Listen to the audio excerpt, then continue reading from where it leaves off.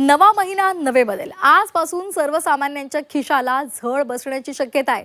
LPG पासून FASTag पर्यंत अनेक बदल होणार आहेत। बँकिंग पासून टॅक्स आणि व्हेरिफिकेशन सिस्टीम सुद्धा बदलणार आहे। आज 1 फेब्रुवारी आहे, नवा महिना सुरू होतोय आणि त्यामुळे नवे बदल सुद्धा सुरू होणार आहेत। आजचा दिवस भारतामधील प्रत्येक नागरिकांसाठी खास असणार आहे, कारण आज केंद्रीय अर्थमंत्री निर्मला सीतारामन संसदेमध्ये आर्थिक वर्ष 2026-27 चा अर्थसंकल्प सादर करतील।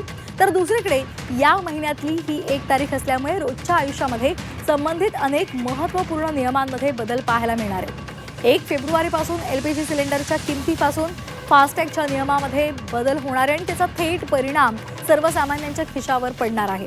1 फेब्रुवारीला बँकिंग पासून टॅक्स आणि व्हेरिफिकेशन सिस्टीम पर्यंत अनेक बदल पाहायला मिळतील।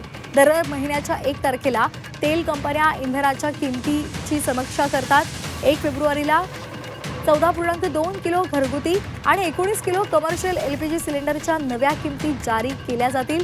यासोबतच सीएनजी, पीएनजी आणि विमान इंधन यांच्या किमतीमध्ये सुद्धा बदल होण्याची शक्यता आहे। जर विमान इंधन महाग झालं तर विमान तिकीट सुद्धा महाग होण्याची शक्यता आहे।